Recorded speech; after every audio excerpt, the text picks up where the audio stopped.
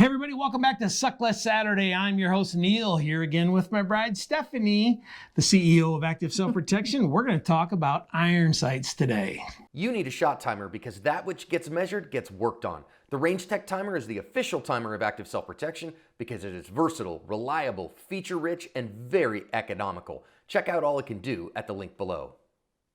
So last week we went into some in-depth a little bit with the dotted guns and gave an assignment for folks that have dots, some stuff that they can do in their dry fire, and those that don't have dots to go do a little bit of research, right? Just to understand it so we can maybe unfud ourselves. I've coined that term now, so I appreciate that. It's unfud. Hashtag unfud yourself. All right, I'm in. I'm in. So, but at the end of the day, not everybody's going to put a dot on their gun. No, and we talked about why it might be a great idea for a beginner to do it, but it is a significant investment, and you also have to know how to run your iron sights anyway. It's a lot easier to run the iron sights if you can run the red dot effectively. For sure. But we still have to go over a regular traditional iron sighted system. All right, so let's talk some irons today because of who we are, and most of our stuff is dotted. I've got the SIRT pistol out here. So this is the SIRT. You can't put any ammo in this thing. The beautiful thing about the SIRT that I really like is that when you pull the trigger, you do get a blink out there, and you can use that in dry fire a lot. So this is a good training tool. This is great for when we go to classes. If you've got somebody that you just isn't ready for a real gun, it physically feels like one, it weighs like one, and they've got pretty decent triggers as well. I wish there was an HK one. But that's all. Maybe there is. I haven't checked in a while. Not yet. Not yet. I check all the time. Come on, Mike. All right. So Stephanie, talk about iron sights, and let's give our assignment for Okay. And this is, again, our Back to the Basics series. If this isn't something that you need, please feel free to share this with the people in your life that are learning how to use these things. Very often we make this assumption that people know more than they actually do, and they're already feeling overwhelmed. They're hesitant to ask questions. And we find out over and over again that people don't actually know how to work their iron sights. What they're trying to do with them is not accurate, it's not correct, and therefore their shots are not accurate, and they're very frustrated not knowing why. So I'm not trying to insult you by going back to basics and explaining this at a very basic level. I'm hoping that this will be a resource for you if you don't need it. And if you do need it, I am so excited that you are here. So on a traditional iron-sighted gun, you have the two parts. You have this little front sight up here, and you have the rear sight back here. And as you can see, I'm not sure how well you're going to be able to see this here, but they're all a little bit different, okay? But for the most part, you've got this notch in the back here, and you've got the front sight here. You are trying to line, and there's no way I can do this in reverse. You are trying to line those up. You're trying to get that front post in between in that notch of the back sight for the most part. Or if something very similar with your system. Okay, you want them to have equal height across the top. You don't want the front piece to be down, you don't want it to be up higher. Basically, you're trying to get it nice and straight. And that will help if they have equal height from the front to the back. You also want equal light between, so we have that notch in the back, okay, and with the front post in the middle. You don't want it so far to one side that there's more light coming through on this side, there's more space, and the same, again, vice versa. We're trying to line it up straight, okay? And if it's equally but in this notch, both up and down vertically and back and forth horizontally, you're going to be right on target. Okay, so that is the goal of what we're trying to do. Now, sometimes you need to put that, depending on the gun that you have, that front sight needs to be directly over what you're trying to shoot. Sometimes it needs to be a little bit under.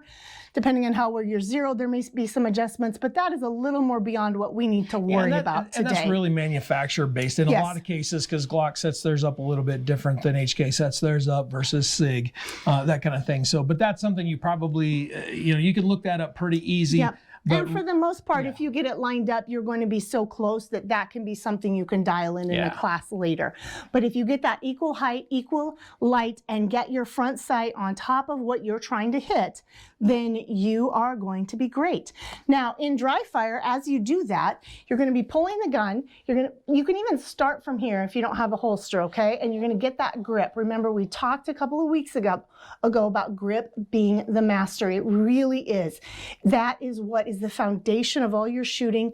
That is what can cover any other problems that you have. A good grip can really go a long ways towards, it's the most important thing, towards improving your shooting. We've got a video going over all of that. But go ahead and get your grip established right here, and then drive your gun out and take a minute and get everything lined up the way that you want it to be lined up. Make sure that front sight is equal height with the two rears. It's right in the middle of it. Put your finger on the trigger, and then you're going to pull that trigger back without disturbing those sights. Okay, that is the key. As you're doing it, you can also try to watch carefully and see where your front sight is going. See how you are disturbing them. But in your dry fire, that's what you're going to do. Get that good solid grip. You should be a little fatigued after a dry fire session. You should be putting that much work into it. This isn't casually, you know, shooting at the wall while you're watching commercials on TV, waiting for your show to come back on. This should be enough work that you're fatigued when you're done. So good solid grip, drive it out there, make sure everything is correct, and then pull the trigger, okay? If you're a little more advanced shooter, you can have your finger on that trigger as you're driving it out there. However you want to work that, and practice not disturbing it. But that is how you do the sights. To talk about the mantra we've been discussing, grip is the master, sights set the pace. If you drive it out there and it takes you a little bit longer to get your sights to where they need to be, that is the pace you can shoot at. As you're shooting and dealing with recoil, you have to wait till you have the sight that you need to make the shot that you need. If you're very quick at it, your pace can be very quick. If it takes you a little bit longer, you have to go at the pace that your sights, your eyes, your brain allows you to run. Yeah, I think the big piece of advice there is don't outrun your sights. If you're shooting faster than you're seeing your sights, then your shots are going to be all over the target. And we see that all the time, right? And sometimes when we're running like a really fast build drill where it's 6, as fast as you can go, you know, with a dot, you're seeing a lot of chaos going on there. But you're just like, I just feel like it's all right there. And but our shots spread out a whole lot. Where if I want to shoot 6 shots through the exact same hole, I be much more careful and deliberate, and I just let that sight set the pace, and I pull the trigger when I can, when I see everything. So when we talk about seeing our sights, that's better than doing it backwards, though, right? Yeah. So see my front sight there, and my grip is kind of goofy because I'm trying to hold it around there, but that's what we're trying to see, and that's what Steph was describing. Okay. So understand that we want this piece right here to have equal light between these and equal height with the top of this.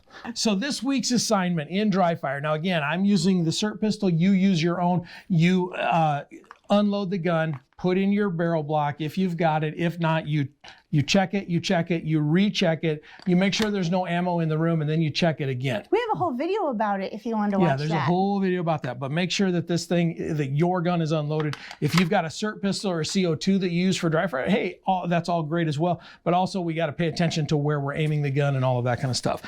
If you have a Mantis unit, which I strongly recommend that everybody get a Mantis unit, it made me so much better shooter, so much faster.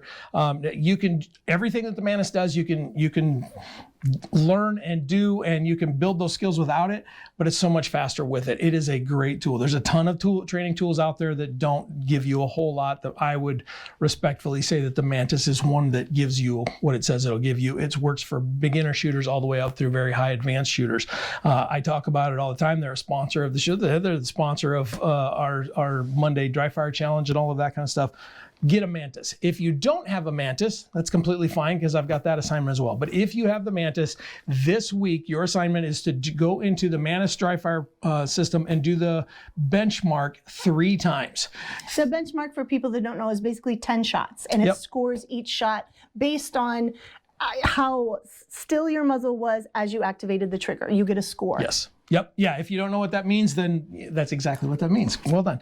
So it's 30 trigger presses. Your goal is to score above 90 for your average. And if you don't have the Mantis, then there's a whole lot more to that. There's a ton of videos that will show how to make that work. If you have a Mantis and you know what this is, chances are you're already following me. But I want you to do 3 benchmarks this week. That's 30 trigger presses. I want to figure out what your average is. And then if you're willing and able, join us on the Ask Dry Fire Challenge Facebook group where Steph and I go all the time, right? I spend most of my day there. That's not true. I spent a lot of time there. It's a fun group because there's some great people there. Share what your score was, maybe what your challenges were, and Maybe video yourself. maybe video yourself, and maybe get some advice on how to improve. Right? That would be great. So, so if you don't have the Mantis unit, so here's what we're going to do. We're going to go old school. We used to use pennies, but I'm using a dime today because that's what I could find. You can set a dime on your gun just like so, right? You're going to start at a high compressed ready just like so. You're going to press out nice and easy, prep that trigger, pull the trigger, finger off, and come back. And I want you to do that 10 times without the dime falling off. If you want to get aggressive, and I don't know, man, here we go. Yeah, you're going to get some up downs out of this deal.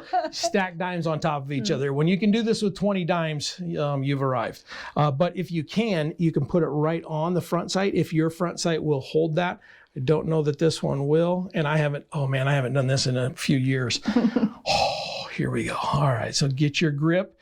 You've got to really be careful with this thing. Now, I'm not saying go slow. I'm saying be careful. For me, my brain needs to say, hey, slow down, because my brain outruns my hands a lot. But be careful. Press that thing out there. See your sights. Pull the trigger. Come back down. And again, the goal is to get very good at activating the trigger without moving the barrel and the sights. That's the whole way you get an accurate shot. Right. Now, you can't make them do...